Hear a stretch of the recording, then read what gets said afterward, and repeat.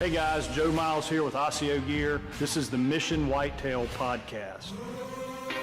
We're going to be doing a deep dive into what it truly takes to kill these mature bucks. We're going to step outside the box and look at the why for gear, tactics, training, and more importantly, the mindset from over 35 years of chasing these magnificent animals all over North America. Thank you for following along and welcome to Mission Whitetail. All right, guys, Mission Whitetail, episode number 40. I can't believe it. 40 episodes. It's crazy. Back with our good buddy Adam Hayes. We're going to do kind of a season update today, talk to Adam about what he's doing, and get into the struggles, I think, that a lot of guys run into this time of year and why that is. Why is it difficult right now? You know, a lot of guys are getting nighttime pictures of the bucks they're after. Seasons are opening. Guys are wanting to get into the woods, and we'll get into all that. But Adam, what's up, buddy? How are you? Doing good, man. Excited. Can't believe another season is our season starts tomorrow, and I know yours already started. So hard to believe another one's here. I know. And let's see, Illinois pops open when, Monday or Tuesday? Yeah, on the 1st. Yep. And then what about Missouri's already open? Are they? Yeah, I think so. And then Iowa, that comes in the first too, right? Yeah, I think so. So yeah, everything's getting open or about open. What have you been up to? Man, I just got back yesterday from Illinois. I went over there for a couple days just to kind of, do some last minute scouting, move some cameras around, check a few key spots for, some fresh sign, and just kind of get an idea what's going on over there, where the fresh sign was at and what the crops are looking like. And it was a pretty fruitful trip, man. I found some really big sign, and for me, for the opening week, I don't think there's anything, other than short of seeing a big deer, laying your eyes on him. Nothing gets me as excited as finding some really big sign, big rubs, like leg size rubs, and I did find a couple of those. So when you find something like that, you're dealing with a big animal, especially this early. Yeah. I know little bucks will hit big rubs, but this early, a big deer opens up on a big rub, you got something. And you've got tons of history on this property, and you kind of know what's in there, and I'm guessing you're suspecting or maybe already got a picture of a good one in there, or not yet.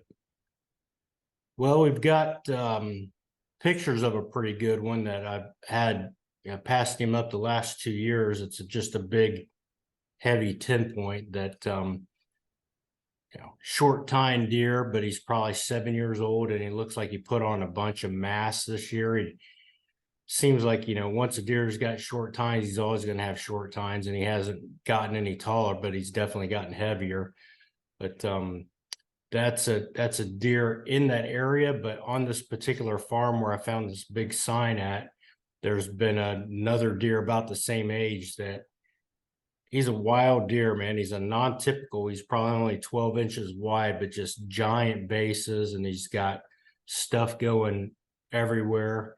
And, I've passed him up, for probably 3 seasons. And I was going to shoot him last year. I had him coming right to me in one of the spots where I found one of these big rubs at, and he caught my wind or something, and I didn't end up getting a crack at him. But if that deer's still alive, he's 7, maybe 8 years old, and I can't wait to see what he looks like this year, because he's always been an impressive deer when they get to be that age, and all the junk he's got going on. It's hard to say what he's going to look like this year. Well, hopefully he's in there. Now let's talk about that for a minute. let's or maybe not that deer, but you are pretty sure you've got that buck in there. You know, you need to verify that. But let's say that you had already gotten pictures of him, right? That you know he's in there. You've gotten pictures of him, and the season opens on Monday, right? And all your pictures are at night. You know, so many guys. I mean, I'm seeing it on social media all over the place. Guys going in and hunting, going in and hunting. They're in the trees, doing the selfies in the trees. What would make you go and hunt that deer for the opener? What would make you stay out of there and wait?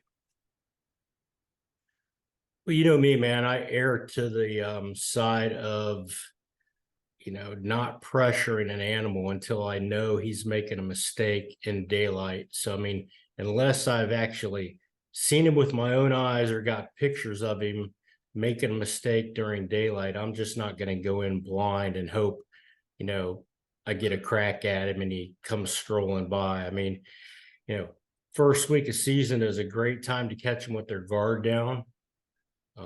Great time to kill a big deer, especially a specific deer, because they're doing the same thing pretty much every day.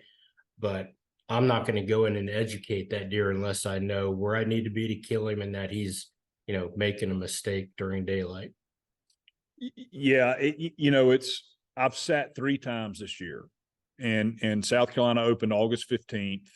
And having done this year after year after year after year, I know the first 7 to 8 days in the state of South Carolina where I hunt, I've got a crack to get on one. And I'm pretty aggressive then.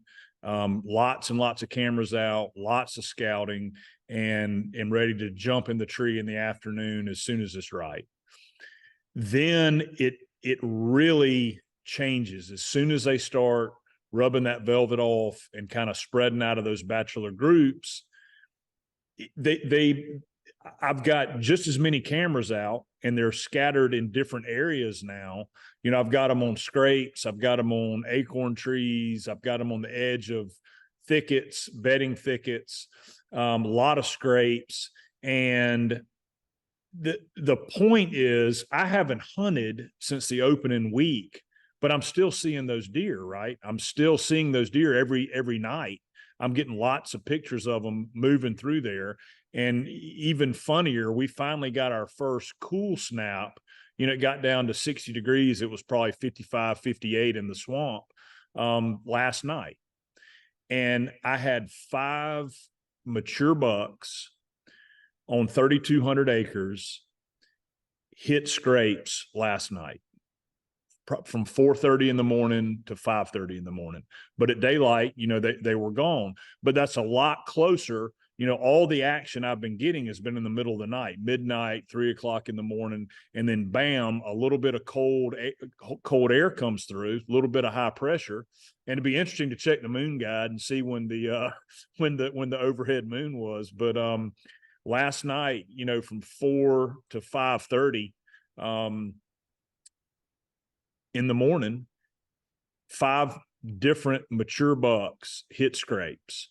And it's getting closer, but I'm still not going in because there are 2 bucks in there that I'd really like to get an arrow in. And one of them has been on the fringe of daylight, and the other one has not at all. It's been the earliest I've gotten him is at 5 a.m. And I'm still waiting. I'm still staying out of there until I get that daylight. And I won't go in there just because the season's open, just because it's the weekend. Now look, if guys just want to go hunt, they enjoy going and getting in the woods and getting away from the old lady, knock yourself out, man. Nothing wrong with that. That's great. It's awesome. But if you're really after a mature buck, if you're after a particular buck, then you have to hunt efficiently, and you have to be real patient. Yeah, it goes back to that old adage, you got to hunt smarter, not harder. And I get it. I talk to guys every year, through the Moon Guide, that they're like, man, I get so much time to hunt. And when it's hunting season, I'm going to be hunting. I don't care what the moon's doing. And I get that. and I'm not saying if the moon's not good to not hunt, but for me and you, when we're talking about hunting these specific deer and you're trying to be smart about it and you don't want to make a mistake and tip these deer off that they're being hunted, if it's not a good moon, and like the spot I'm talking about in Illinois, if that was here at home and I hadn't got a picture of that buck making a mistake in daylight, I might be in an observation stand, 200, 300 yards down or across the field, watching that spot where I know he's at, waiting for him to pop out, during daylight and make a mistake. If it's not a good moon, I'll just sit back and wait for that spot to develop. But, every time you go in to those areas where these big deer are and you don't get it done, the game gets tougher and tougher because they're going to pick up on your scent. They're going to, catch you going back to your truck after dark with the flashlight, maybe. They're chances are eventually they're going to pick up on something. And, I just don't want to take a chance on that. So, yeah, if it's not a good moon, it doesn't mean I'm not going to be hunting. I might be scouting a different farm, hunting a different animal, or sitting back in an observation stand from a safe distance, watching that area develop and waiting for him to show up and make a mistake during daylight. Yep. That's a good point is, or you go to a lot of guys that listen, they do a lot of public land hunting. You go to a different piece of public or whatever and do some hanging and hunting if that's what you want to do. If you're itching to get in and go, go. Just don't go to the spots that you think you're gonna, don't go to your kill spots. Right. Exactly right. Don't go to those. Yeah, we put so much time and effort into finding these big deer and letting them grow and scout and trying to figure them out. Why are you going to go in there before everything's right and spoil the whole thing? Yeah, it's about stacking the deck in your favor. Wait till you get a good wind, a good moon, a good weather pattern, combination of 2 or 3 factors that are increase his chances of getting up and moving early before you dive in and educate that deer. Yeah, and here our rut will be going in probably, I would imagine the chasing will start in 10 days, maybe 2 weeks. Really? Yeah. Oh yeah, we'll be going. We'll be going early. Yeah, we got scrapes. Like I said last night, man, there were bucks making rounds, hitting scrapes. We've got these gobbler sawtooth oaks planted on this one pace, and there's several groves of them, and I've got cameras up and down those things. And what? A gobbler sawtooth oak? Is that a real thing? Yeah, say that 5 times. Hey, Lucas, look up gobbler sawtooth oaks and show us a picture. I'm kidding. Yeah, a gobbler sawtooth oak. Don Higgins would be very proud of my tree prowess, wouldn't he? I am too, because I've never heard of that. All right, let's just say it's a sawtooth oak. How about that? Is that okay? You've heard of those? I was having visions of turkeys with fangs hanging down, and Halloween is coming, man. It'll be here before we know it. I'm gonna dress up as a gobbler sawtooth. What are you? I'm a gobbler sawtooth oak. Deer eat all of my acorns. Oh gosh, that's funny. Yeah, so I've got cameras on all of these sawtooth oak groves, and where was I going with that? Oh, the does will come in there and feed at night, and then the bucks will come in, and you can see them looking on the text cams, and then you can see them tucking their tail and moving out of there. Whereas before they were kind of feeding in there, together. The buck, they don't really like being around each other a lot, but it was all tolerable. And now it is not tolerable at all. So yeah, I mean, it's probably 2 weeks.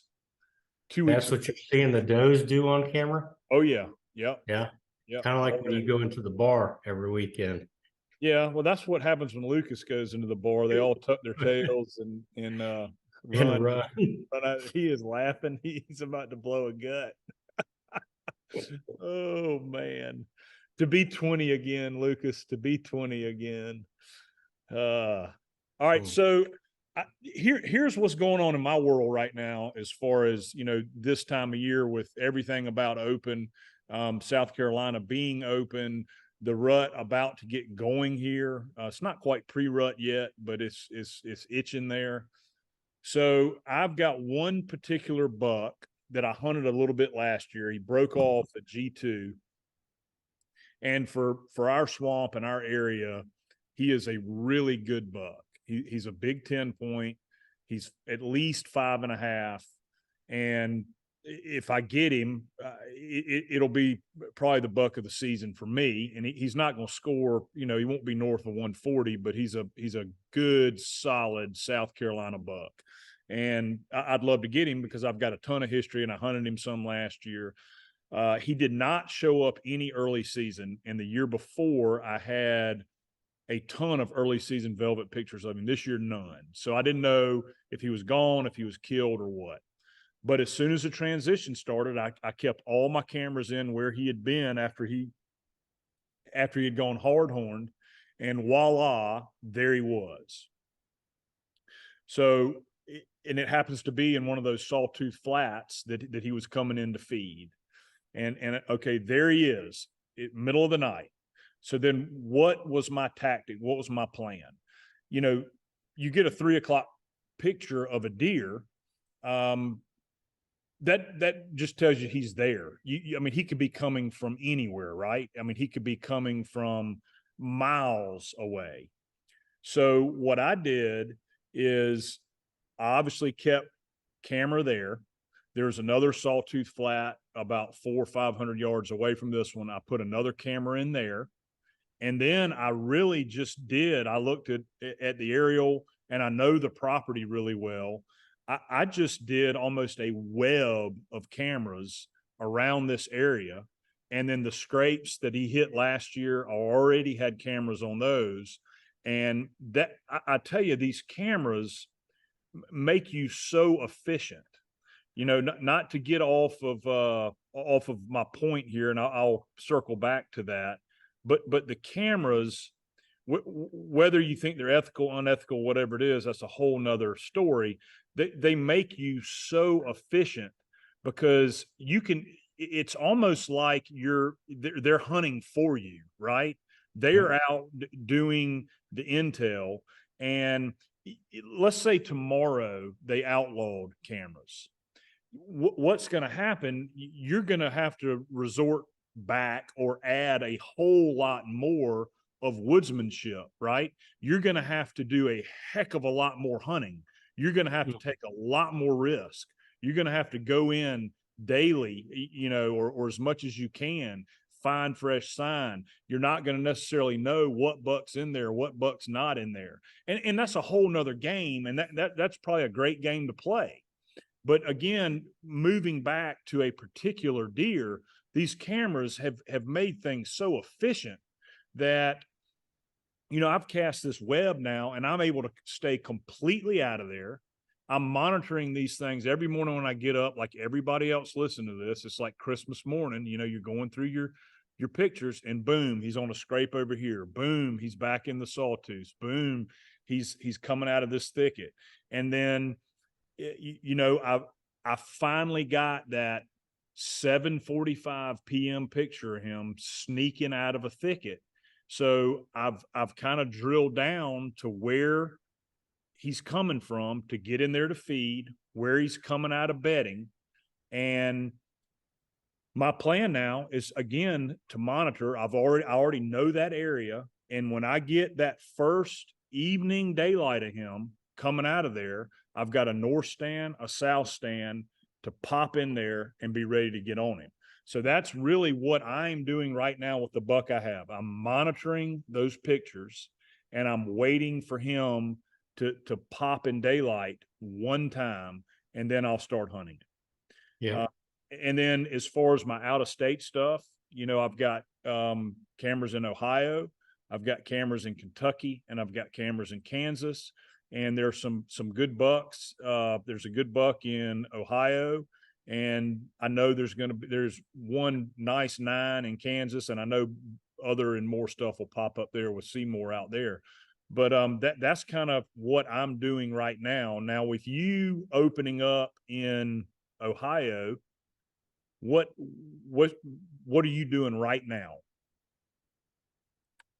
I'll tell you that, but there's a point I want to make before I get into that that I just thought of when you were talking about, your cameras and how you're kind of, casting your web to get more intel on that deer.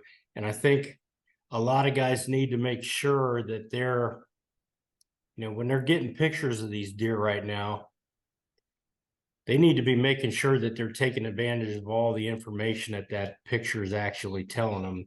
And I thought about this the other day when I was hanging cameras on those rubs, So you find good sign, you hang a camera and you get a picture of a deer. Well, great, you got a picture of them, but what else is that picture really telling you? When you look at, say, if it's a rub, and that rub is facing a general direction, what direction that deer came from. And then if you look at, your timestamp on those pictures, if it's in the evening, made that rub in the evening, and you know what direction he's coming from. That's the direction that he was bedding in, obviously, and the direction he's going to feed. And those are all important pieces to the puzzle that, you can gather from just one picture that, guys need to make sure they're, going to that next step and thinking about all that to try to put these pieces of the puzzle together. A lot of guys might not necessarily have access to 10 or 20 cameras. So they need to make sure they're gathering as much intel they can from, one or two cameras that they can. And if you think about it, it makes a lot of sense, and it might sound,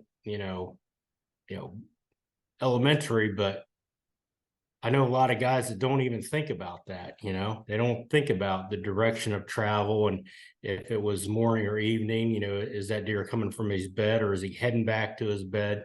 And there's just a lot more information you can gather from one picture than just, verifying what deer it was. Yeah, in wind direction, what wind he was using. You've got the things now where you can look back at wind, past data, wind direction, that sort of stuff. I tell you what, that's not an easy thing to find.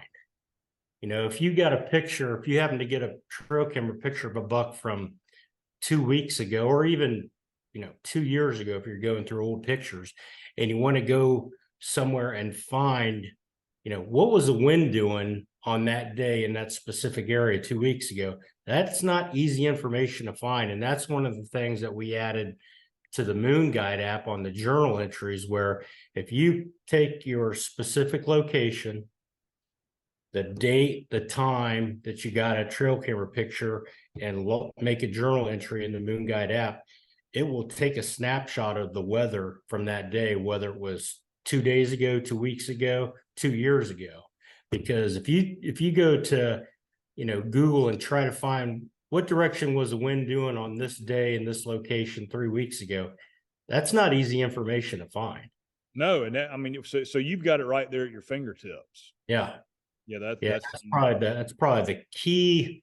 That's probably the key feature to that journal in the app, is being able to know not only what the wind was doing, for a specific day and time and location, but what the moon was doing, what the barometric pressure was doing, all that stuff. It takes a snapshot of all that weather information along with the moon, and it's right there at your fingertips. So, all right, now, will it also, Adam, let's say that I've got a picture that I didn't put in the journal. I've got a picture, from 2 years ago of a deer that I thought was dead and gone, and all of a sudden, bam, he shows up, and I've got the date of that picture. Can I look just that date up, or would I have had to have put that picture into the journal? No, when you create the journal, you're creating it for a specific location that you're putting in, zip code. You're putting in the date, you're putting in the time, and then you're uploading the picture as well into that. So you don't have to have any of that stuff already in there. You're adding all that. It's got like an algorithm that it goes back and finds that stuff. Yes. Brilliant. Yeah. That's awesome. Okay, cool. I'm glad I know that. Should have known that.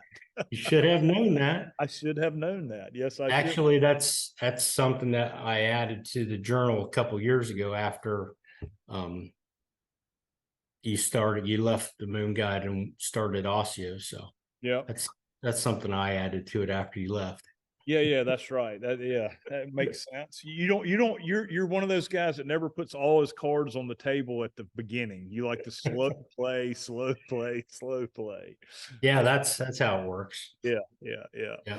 Um, So as far as what I'm doing, like I said, I went over to Illinois just because I wanted to get the most recent intel I could get on the farms, and then obviously rush back here home because season opens tomorrow. So here at home in Ohio, I've got a couple bucks that I've been watching all summer. I think one of them's 5. I think the other one's probably 4. They're both in that 160 range. The 5-year-old is just one of those typical big bodied bully animals that really needs to be shot as soon as possible because he's going to run everything else off the farm. He's going to end up breaking, everybody up as far as the racks go. And like I said, he's a 5-year-old deer, 160. I don't think he's ever going to be much more than that because he's got, the short tine gene. And it's just a big mature animal. So plan is to try to get my nephew on that buck this weekend for the opener. The other deer I think that I talked to you about, it's one of those deer where he's got short tines too. He's got some extra junk. Who knows? He might not be anything more than that next year, or he might throw a bunch more points. It's hard to say because he's at that age, at 4 where, is he going to make a big jump next year, or is he just going to be the same old thing every year like this other deer? So, yeah, I'm not sure what to do about that buck, but I'd really like to see my nephew get a crack at this other deer this weekend for the opener. And I thought about shooting him myself. He's a mature buck, but I had 2 really good deer last year, late season, that I know made it, that were in that 155, 160 range. Either of those deer could be a giant this year, and they just haven't shown up yet, but they both showed up late last year.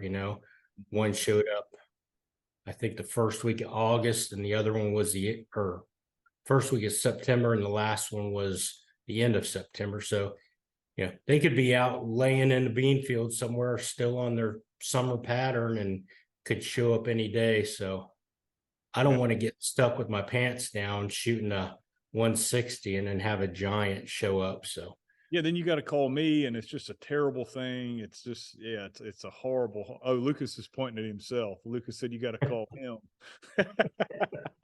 yeah, the trials and tribulations of hunting season. So yes, without a doubt. You made a point earlier, and I want to piggyback or revisit a little bit. What I have done the last few years, and I've made quite a few social media posts about this, is staying ahead of the shift, right? You run your cameras early on the early season food sources, the beans, whatever else. If you're running bait piles, you got your cameras on your bait piles, whatever it may be. And then a lot of guys will wait until that they quit doing that, and then they'll pull their cameras and move them into the other areas. Well, that's maybe a little bit too late to do that. As soon as it starts to get out of early season and they start to come out of their velvet, I will go ahead and move my cameras to the spot where I'm expecting them to be later. And so that brings up the point, right? Let's say that you haven't done that. Let's say that you've got your cameras all on the early season stuff. You had a big buck that was coming to a mineral lick or whatever it may be over and over and over again. You left your camera there. You left your camera on beans. Now you've moved a camera into a scrape, into more of a pre-rut type area, and boom, there he is, middle of the night, but he's transitioned.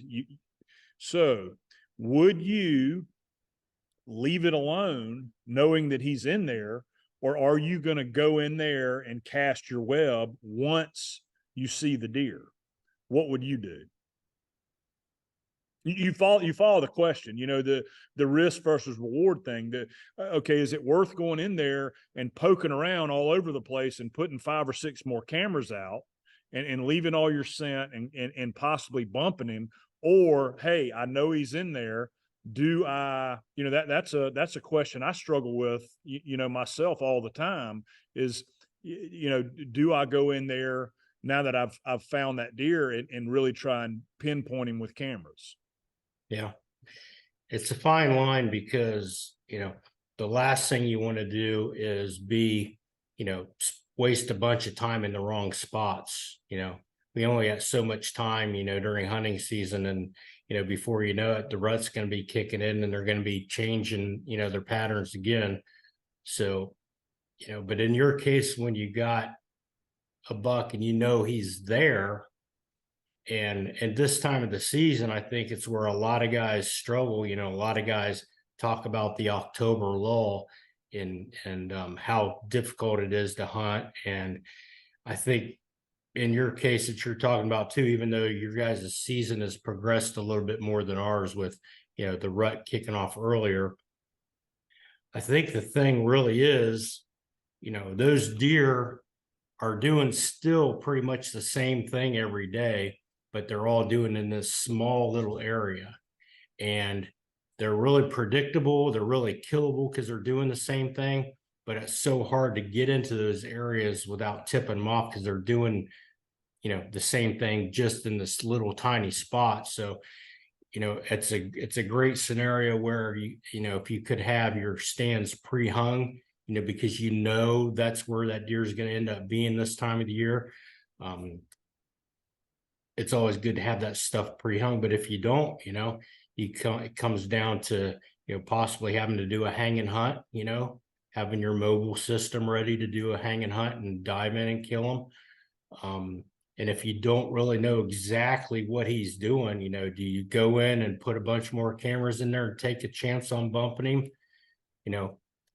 I think, you and I know how aggressive Andre has been over the years, and he's made a career out of being aggressive, and he doesn't buy into the whole theory about, blowing a deer out of the county, so I think, you do it smart, like he used to talk about, you have a stand and sticks on your back, maybe have your backpack with you and a couple cameras, get the wind in your face, and be smart about it if you're going to go in.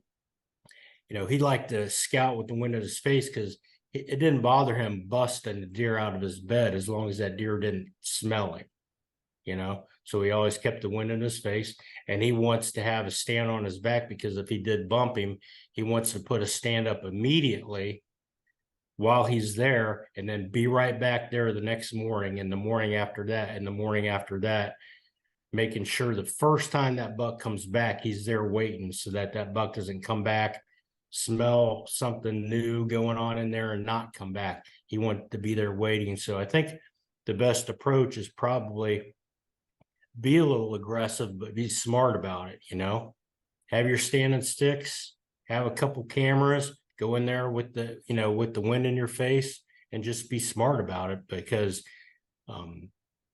another couple of weeks, that deer could be killed. He could be a mile away chasing does in your situation with the rut coming up. So, I think there's a fine line, like I said, of being aggressive, but being smart about it. So yeah, I guess probably be my suggestion. And you've got to learn, right? You can only sit on the sidelines so long. For me, the risk is worth the reward, right? It's worth going in there in the middle of the day and getting some cameras hung. The point is, which everybody can't do, is to really know your properties and have the cameras already set, right? You know where the scrapes are going to be, where all that is. And before the transition, you're ahead of the shift and you've got everything in there and traps are already set.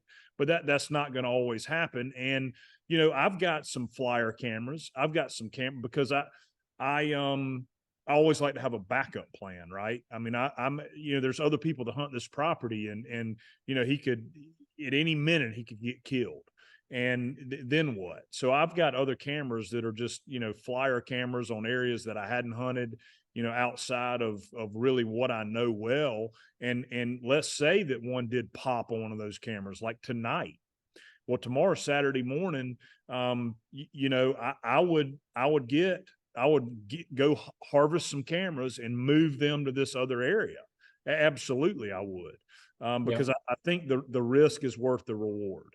You know, if Bobby was listening to this, Worthington, he would say we're the biggest fools on the planet. You know, he'd say you guys need to stay out of there.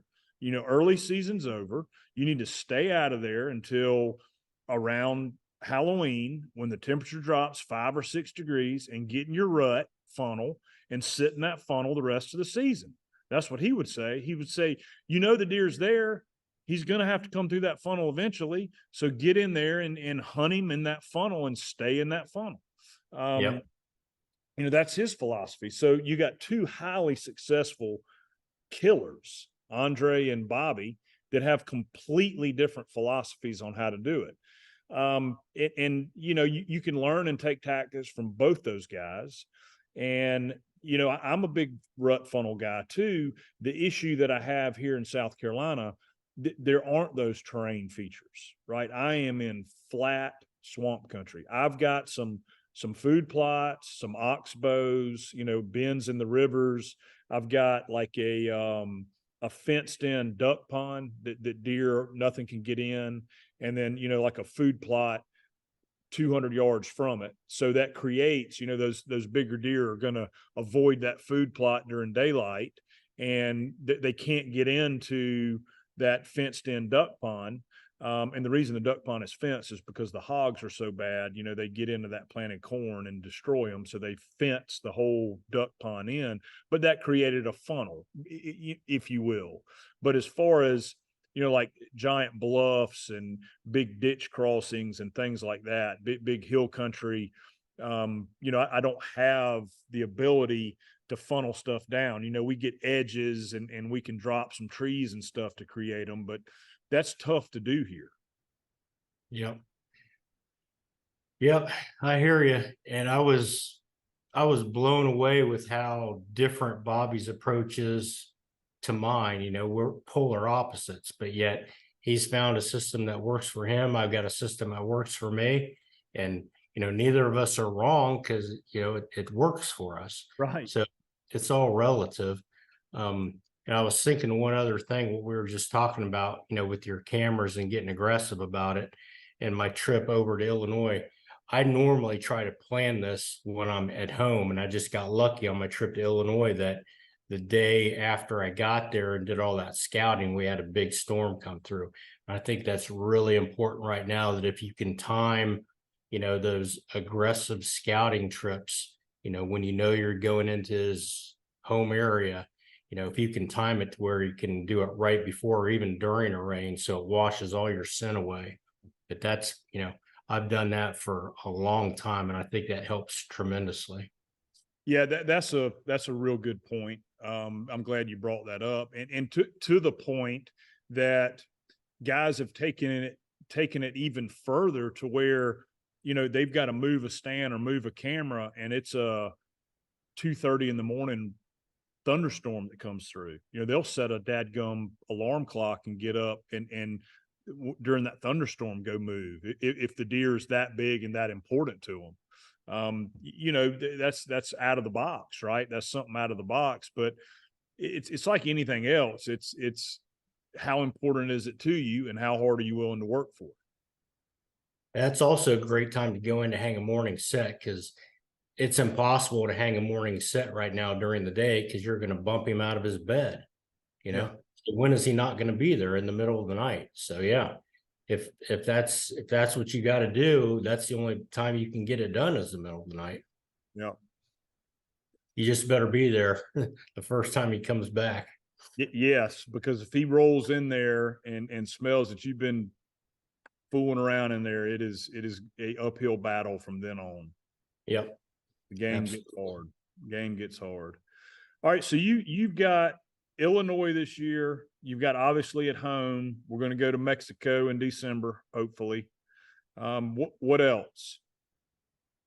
I've got some possibilities in Kentucky and Texas, kind of waiting to see if either of those are going to come through. But I went up early season, first week of September, to Alberta with Clay and didn't get it done. So last 10 days of October, I'm heading back to Alberta. Oh, good. Yeah. Get the pre-rut up there. Yeah, it's that's his last week before all of his gun hunters come in. You know, gun season opens 1st of November up there. So it's season's a little bit more progressed up there by then. Weather's gonna be a lot colder. But yeah. I was up there 2 years ago, the last week of October, and had a lot of action. So I'm looking forward to getting back up there. So that's really my plan right now. Kind of bounce back and forth between home in Illinois and then head up to Alberta last week of October. Yep. Yeah, my what I'm doing right now is I'm gonna be hunting at home. I hope to be getting the tree this weekend or next week. I'm again not gonna force it, but it's about time to start getting after it. If I can just get a couple daylights, it'll be time to go. And then as far as Kentucky, Kansas, and Ohio, it's just kind of a sit and wait game, right? And then, Yeah. if nothing between now and the end of October pops like it should, then Lucas and I'll get on the road probably around the 28th. Or Lucas, when was that trip you had? All right, so Lucas has got a trip on the 26th, so that'll be the day we leave for work, is on the 26th. Oh, I wish you could see his face right now. He gets so tickled. It's such a strategic nightmare trying to figure out where you need to be and when you need to be there, because you're dealing with animals and Mother Nature, and we know that neither of those are predictable. Yeah, So it is a strategy, without a doubt. And it keeps you up at night, thinking, do I need to be here? Do I need to be there? I mean, but that's all to me, that's all part of the fun. oh yeah. That's all part of the fun. It's part of the game. It's part of, outwitting, outthinking, making the right call. It's worse than baseball. I mean, you're going to fail way more than you succeed. But you keep going at it over and over and over again. Yep. Yeah, that's what makes it so sweet when it finally works out. Without a doubt. Well, I'm trying to think. Speaking of fun, I have started shooting a recurve bow. And I know you've got some experience with that, but you talking about a whole new world, that, my friend, is a whole new world. Yeah. Bobby's a 7-time world champion, and I've been hitting him up a little bit on some shooting tips and stuff, and he thinks I'm crazy. He told me, he said, I'm a 7-time world champion and I don't hunt with mine, and you're going to try to hunt with one. But he, all jokes aside, I really have enjoyed it. I've got a bow being built, and then I've got one that Tom Jeffrey made for me that I've been shooting, and I'm getting pretty decent inside 20 yards and in, getting pretty decent. Got some arrows rigged up for it yesterday. And my plan is to try and shoot it every day that I can up until we go to Mexico. And then my goal is to try and shoot a buck while we're in Mexico with it. So I think that'll be pretty neat. Nice. Yeah. There's something to be said about the simplicity, of a longbow or a recurve, and not worrying about, all the gadgets and the sights. I mean, just pulling back and letting her go. I've been shooting a longbow ever since I was 4 years old, and I actually had a custom longbow made. It's probably been close to 15 years ago, because I wanted to go up to northern Saskatchewan bear hunting with it, where you and I went. Yep. I ended up shooting a bear with it, off the ground at like 10 yards. And that was just, you know, that does take it to a whole new level. But man, when you climb up in a tree and you are, conf- you're handcuffed to shooting 20 yards, maybe 25 if you're good. I've not got to the point yet where I'm willing to take a chance, because I know the first time I do, the haze buck is going to walk by me at 45 yards and I'm not going to be able to do anything. I So, know, man. I know. That is so true. Uh, mhm.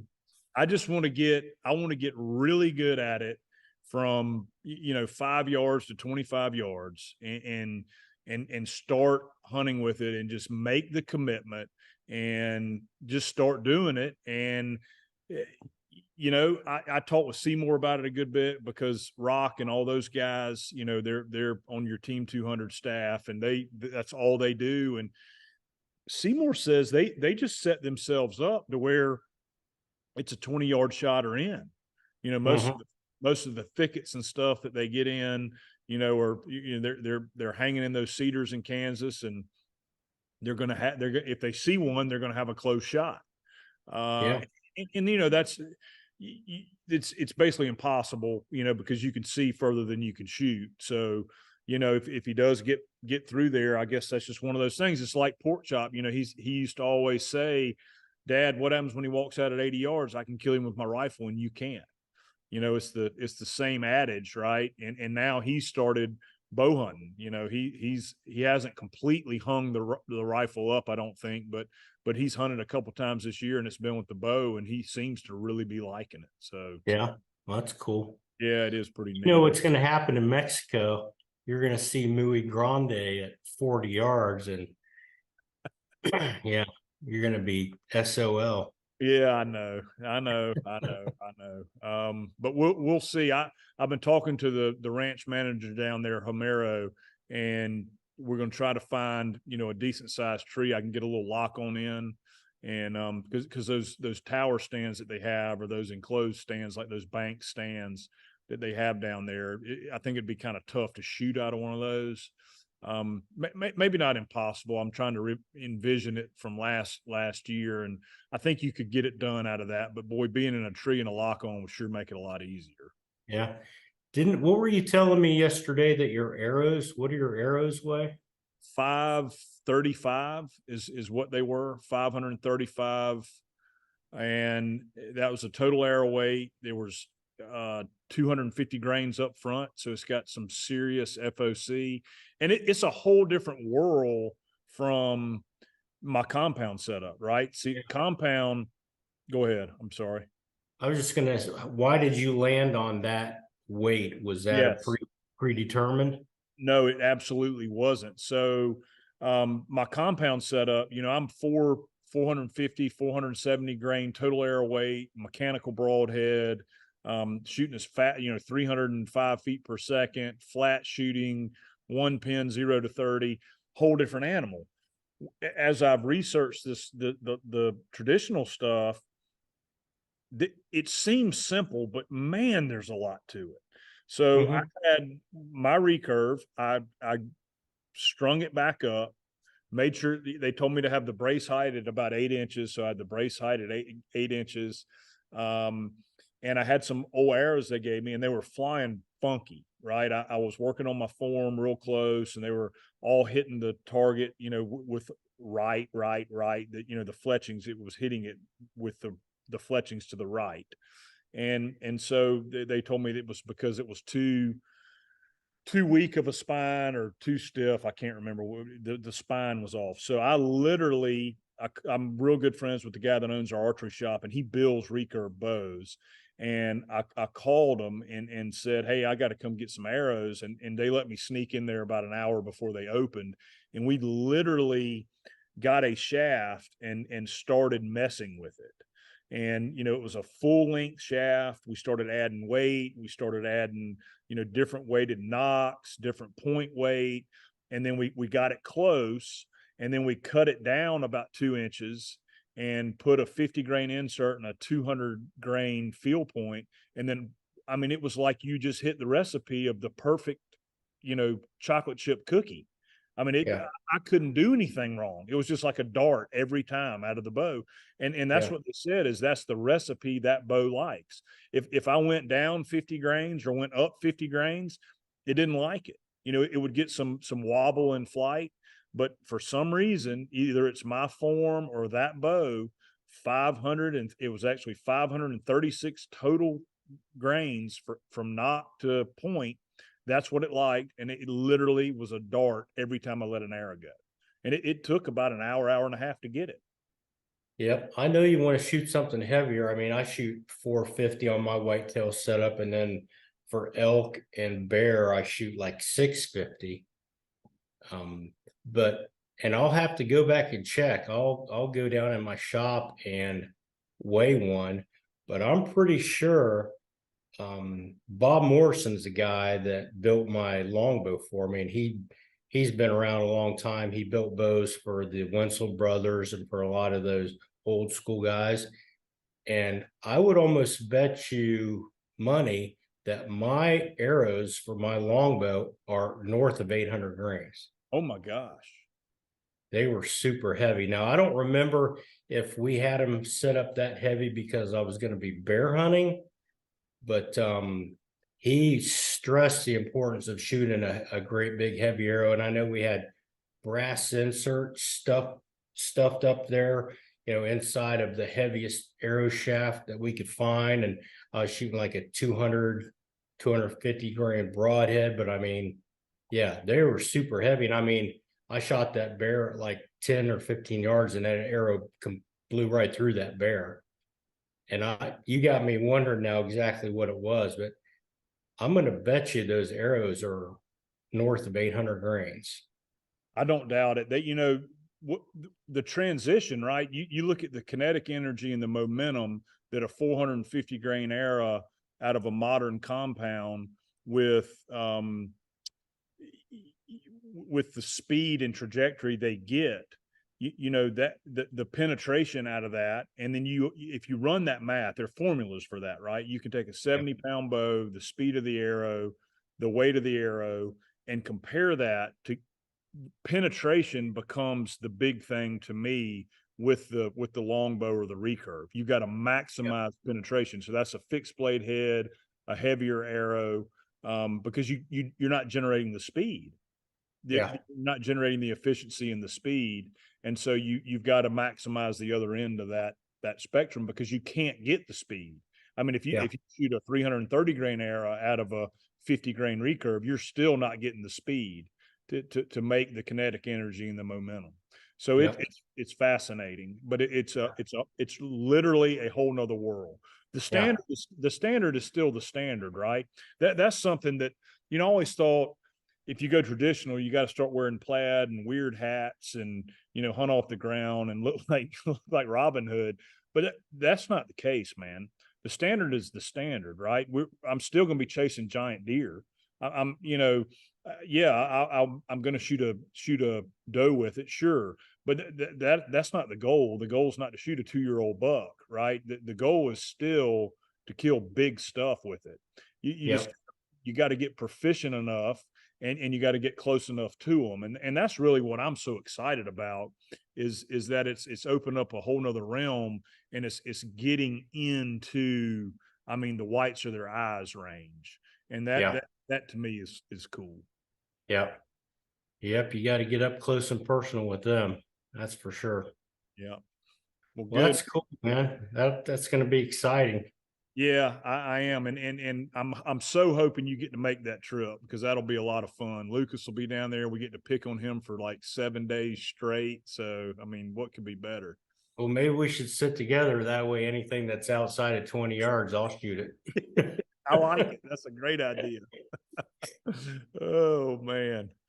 All right, buddy. Well, once again, always a pleasure. We'll get on another one soon, and I'll be talking to you, and good luck the rest of the season. And we'll come back on here and give everybody a recap when we get some blood on some arrows. Sounds good, man. Looking forward to a big opener. All right, buddy. Good luck. Keep me posted.